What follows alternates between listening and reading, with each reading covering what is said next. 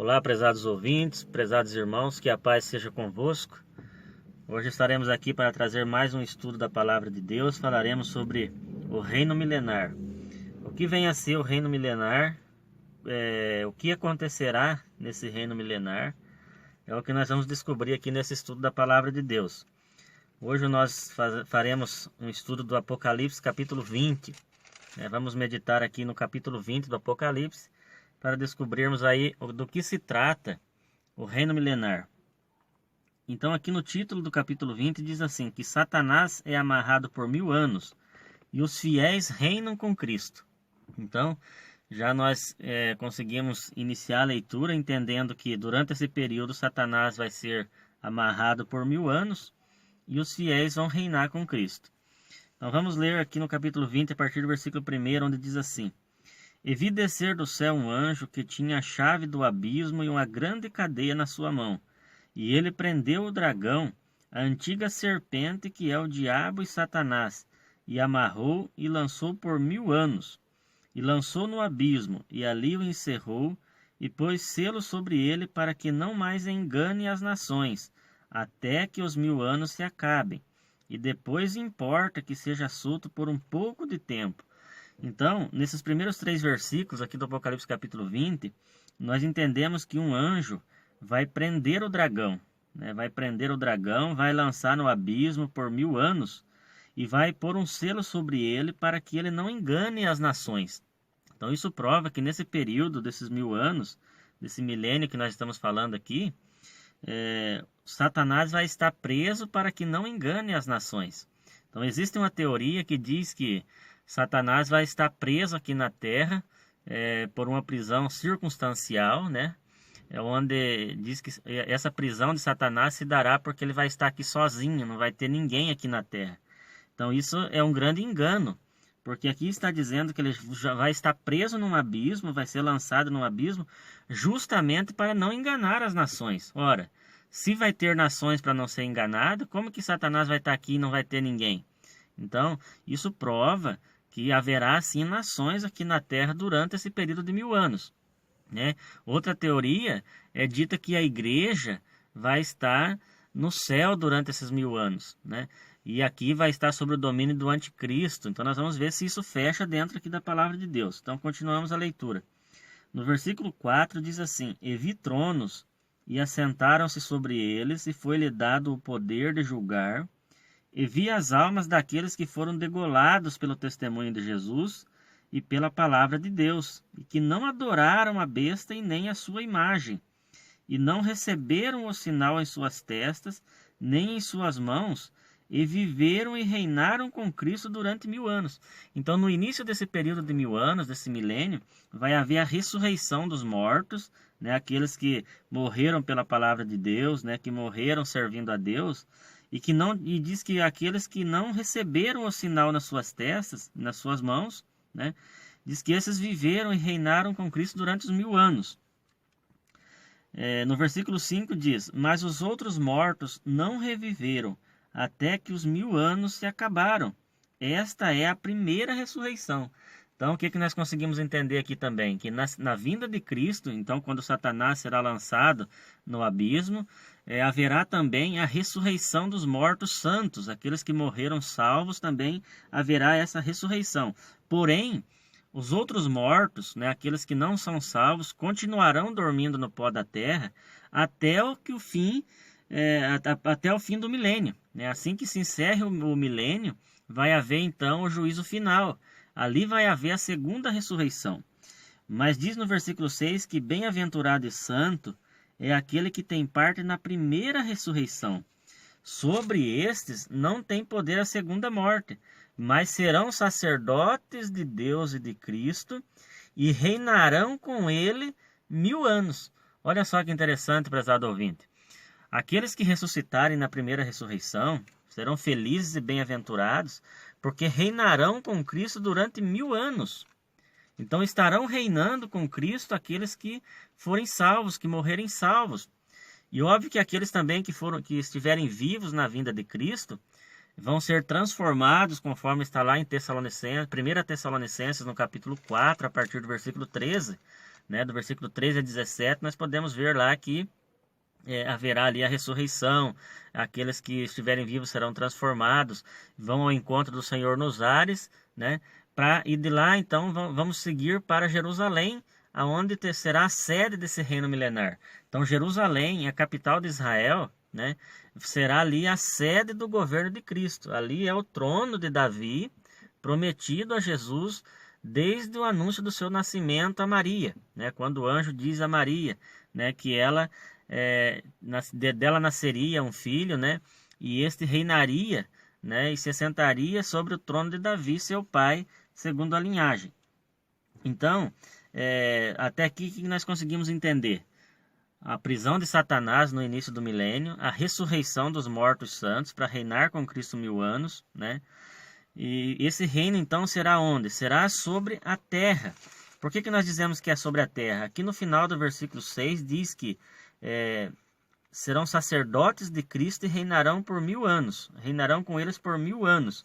Se nós lermos Apocalipse no capítulo 5 e o versículo 9 e 10, comparando com Apocalipse 20, versículo 6, diz assim, ó, e cantavam um novo cântico, dizendo, digno és de tomar o livro e de abrir os seus selos, porque foste morto e com o teu sangue compraste para Deus homens de toda a tribo, língua, povo e nação, e para o nosso Deus os fizeste reis e sacerdotes, conforme está aqui no final do versículo 6, mas serão sacerdotes de Deus e de Cristo.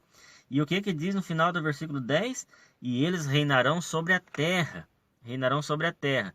Se nós compararmos o versículo 10 de Apocalipse 5 com o final aqui do versículo 6 do Apocalipse 20, onde diz que reinarão com ele 1000 anos, e diz que o reino é sobre a terra, nós concluímos então que esse reino é sobre a terra. Será um período onde Cristo estará reinando sobre a terra. A partir do versículo 7, vai falar do final do milênio. Nós analisamos aqui o início do milênio, né? Agora nós vamos analisar o final do milênio, como se dará no final desse milênio. Diz que Satanás é solto e depois vencido para sempre. Então diz assim no versículo 7, e acabando-se os 1000 anos, né, quando tiver acabando-se os 1000 anos, Satanás será solto da sua prisão e sairá a enganar as nações que estão sobre os 4 cantos da terra. Olha só, Satanás vai sair de um outro lugar. Satanás não está preso na terra por uma circunstância, né? Como diz algumas correntes religiosas, que Satanás vai estar preso aqui na terra sozinho porque não vai ter quem enganar. Pelo contrário, aqui diz que ele será solto de algum lugar onde ele vai estar, que vai estar no abismo, conforme nós lemos lá no início do capítulo 20, versículos 2 e 3. E diz que ele sairá a enganar as nações que estão sobre os 4 cantos da terra, Gog e Magog, cujo número é como a areia do mar, para as ajuntar em batalha. Então vai sair a enganar ainda as pessoas que estão vivendo no milênio sobre o reino de Cristo, né? Vão estar sob o domínio de Cristo, e Satanás, então, no final desse milênio, vai sair para enganar essas pessoas. E diz no versículo 9, e subiram sobre a largura da terra, e cercaram o arraial dos santos e a cidade amada, mas desceu fogo do céu e devorou. Então, ainda aqui nós percebemos que o inimigo, no fim do milênio, vai conseguir enganar as pessoas que estão vivendo sob o domínio de Cristo. Por quê? Porque essas pessoas que estão vivendo durante esse milênio, né, onde esse período que a terra está sendo transformada, né, foi restaurada, está tudo em perfeito estado, em harmonia, não existe pecado porque o Satanás estava preso, né? Então, mas quando ele for solto, ele vai conseguir enganar. Por que ele vai conseguir enganar? Porque ele vai conseguir seduzir as pessoas que não conhecem o pecado. Porque as pessoas que estiverem vivendo durante o milênio, eles não conhecem o pecado porque estão sob o domínio de Cristo. Um reino de paz, de justiça, né? Um reino onde nada de mal acontece, né? Então, esse milênio, esse reino milenar é justamente para trazer a terra nesse estado, né?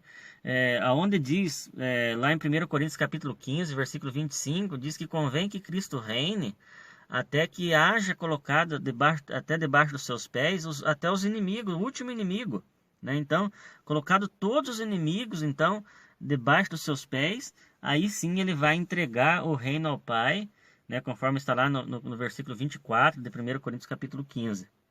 Então, no final desse milênio, então, Satanás será solto da prisão e enganará ainda algumas pessoas, né, que estão ali vivendo durante o milênio. E no versículo 10 diz assim: E o diabo que os enganava foi lançado no lago de fogo e enxofre, onde está a besta e o falso profeta, e de dia e de noite serão atormentados para todo sempre. Então perceba que o diabo vai ser lançado no lago de fogo e enxofre no final do milênio, né? Quando ele vai sair para enganar as nações, então ele também vai ser pego e lançado no lago de fogo e enxofre, aonde já está a besta e o falso profeta. Por que a besta e o falso profeta já estão no lago de fogo e enxofre? Porque estes foram já pegos na vinda de Cristo no início do milênio, né? Porque tanto o representante político, né, que se trata da besta, e o representante religioso, né, que se trata do falso profeta, esses já são destruídos no início do milênio, ou seja, já foram lançados no lago de fogo e enxofre lá no início do milênio, na vinda de Cristo, né? E no final do milênio, então o diabo também vai ser lançado onde eles também já foram lançados, no lago de fogo e enxofre, conforme está aqui no versículo 10. Bem, encerrando-se então esse período de 1000 anos, né, onde já ali foi lançado o inimigo, o diabo foi lançado no lago de fogo e enxofre, haverá então o juízo final, que é o que nós vamos ler aqui a partir do versículo 11. Então diz assim no versículo 11: E vi um grande trono branco, e o que estava assentado sobre ele, e de cuja presença fugiu a terra e o céu, e não se achou lugar para eles. E vi os mortos, grandes e pequenos, que estavam diante do trono, e abriram-se os livros, e abriu-se outro livro, que é o livro da vida, e os mortos foram julgados pelas coisas que estavam escritas nos livros, segundo as suas obras. E deu ao mar os mortos que nele havia, e a morte e o inferno deram os mortos que neles havia, e foram julgados cada um segundo as suas obras. E a morte e o inferno foram lançados no lago de fogo. Esta é a segunda morte, ou seja, a segunda ressurreição. No juízo final é a segunda ressurreição, ou seja, todos aqueles que não ressuscitaram lá na primeira ressurreição, na vinda de Cristo, no início do milênio, vão ressuscitar no final, depois de 1000 anos. Nessa segunda ressurreição, vão ressuscitar para serem julgados segundo as suas obras. Então ali diz que o mar vai lançar aqueles que nele há, o inferno, né, que é a sepultura, também vai lançar os mortos que ali há. Ou seja, todos os mortos, desde o princípio do mundo até aquele dia, vão ser então ressuscitados ali naquele momento para ser condenados de acordo com as suas obras, serem julgados de acordo com as suas obras, né?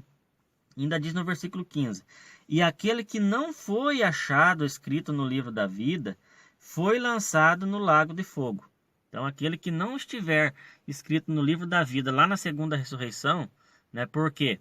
Porque as pessoas que viverem durante o milênio, né? Pessoas viverão durante o milênio, nascerão e morrerão, né? Essas que viverem dentro do milênio, para eles a segunda ressurreição ainda é a primeira. Então, esses que viveram, entende-se, né? Entende-se que esses que viveram dentro do milênio, né? Que nasceram e morreram dentro do milênio, que não cometeram pecado, viveram sob o domínio de Cristo, poderão então, o seu nome está escrito no livro da vida, né? Então, isso vai acontecer no final do milênio, né? A segunda ressurreição é para o julgamento final, o juízo final, aonde cada um vai ali prestar diante de Deus conta dos seus atos, né? Então, o milênio trata-se desse período onde a terra será transformada, né? Será restaurada, e no fim desse milênio, ou até mesmo no período desse milênio, as pessoas vão passar, né? E vão olhar, né? Ali naquelas cidades onde eles diziam que estavam acabadas, estavam destruídas, né? E vão dizer que estava como o Jardim do Éden. Então essa profecia está lá no livro de Ezequiel, no capítulo 36, a partir do versículo 33. Ezequiel 36, a partir do versículo 33, diz assim: Assim diz o Senhor Jeová: No dia em que eu vos purificar de todas as vossas maldades, então farei com que sejam habitadas as cidades e sejam edificados os lugares devastados, e a terra assolada se lavrará, em vez de estar assolada aos olhos de todos os que passavam, e dirão: esta terra assolada ficou como o jardim do Éden, e as cidades solitárias e assoladas e destruídas estão fortalecidas e habitadas. Então isso vai acontecer dentro do reino milenar. As pessoas vão passar, olhar ali, aqui falando, né, da restauração de Israel. Então ali a cidade de Jerusalém, né, e as demais cidades vizinhas ali, né? Então eles vão olhar e vão dizer: essa terra estava assolada, né, e agora ficou como o jardim do Éden. As cidades solitárias e assoladas, destruídas, estão fortalecidas e habitadas. Então isso acontecerá tudo dentro do reino milenar. E no versículo 36 ainda diz assim, de Ezequiel 36: então saberão as nações que ficarem de resto em redor de vós, que eu, o Senhor, tenho reedificado as cidades destruídas e plantado o que estava devastado. Eu, o Senhor, disse e o farei. Então, aqui nós percebemos e entendemos claramente que isso se dará no reino de Cristo, né? Quando então se cumprirá também aquilo que está escrito lá no livro do profeta Isaías, no capítulo 11 e no versículo 9, né? Aonde diz, Isaías capítulo 11, versículo 9: não se fará mal nem dano algum em todo o monte da minha santidade, porque a terra, olha só, porque a terra se encherá do conhecimento do Senhor, como as águas cobrem o mar.